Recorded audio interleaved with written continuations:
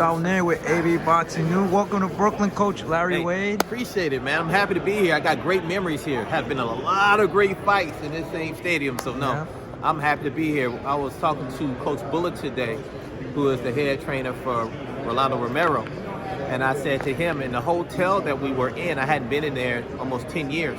I won my first world title when we stayed in that hotel, and in this arena with Sean Porter. You know what, it was in 2013, so that was December 7th, 2013. So I got a lot of great energy here. We've won a lot of world titles here, so I'm excited to be back here with the young champ, because now he gets an opportunity to, also win his own title here. Yeah, what a great way too, because from my recollection, the last time there was a show in the Barclays Center was 2 years and a half with Adam Kosnacki and Hasselini, I think that's his name. Mm-hmm. That was the last show we ever seen in New York, and that's been I'm a while. So glad that Rollie and Tank brings it back on pay-per-view. That's right, and it's a big fight. Two guys who are very entertaining, two guys who can really box their ass off, two guys who got power in both hands, so you're going to get a major fight that night. People are going to really see a lot of excitement. Yeah. What's going to be a little different in terms of the strength and conditioning for Rollie coming into this fight? Because I know this is a dangerous fight, but also a fight that Rollie can win. Well, here's the thing. Coach Bullet and I were talking just this morning. Whenever you get a boxer, you cannot train all your boxers the same. You have to train each boxer according to, one, their genetic makeup, the body type, their energy system disposition, and their mentality. Okay. And once you understand all those elements that are needed in order to build them, then you train an athlete according to him. So, for example, the way I train Rollie is not the way I train Sean. It's not the way I train Caleb. Okay. It's not the way I train Badu Jack.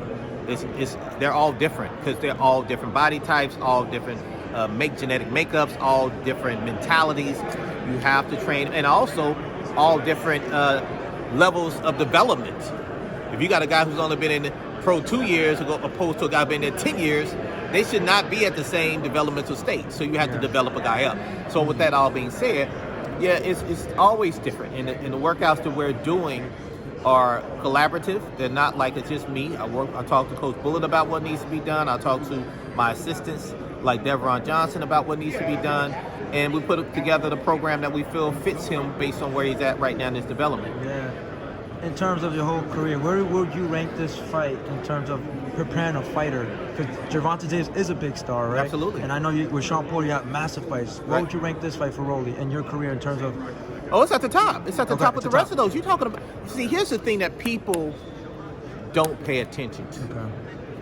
When most fighters get an opportunity at a world title, but more importantly, but equally as important, a pay-per-view fight, they've already had over 20 fights at that point. Rollie got nowhere near that. He's been in the game a lot less than some of those guys, and has done a lot more than a lot of those guys. So for him to be at that space where he's at right now is major. Anytime you got a guy on pay-per-view, it doesn't matter.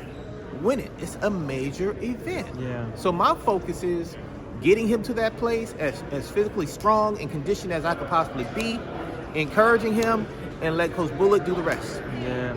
There's recently, a couple of days ago, the boxing world has found out about his background, right, of being Cuban. Yeah. I think Am's going to professional now. Right. I think this is a big opportunity for Rollie, when he's victorious. I call it this renaissance, right, or resurgence. Right. Of Cuban fighters. Yeah, like how important is that? Oh man, just Rollie in the community for the Cubans. I think it's huge for not just Rollie and the Cuban community, but I think it's great for the underdogs.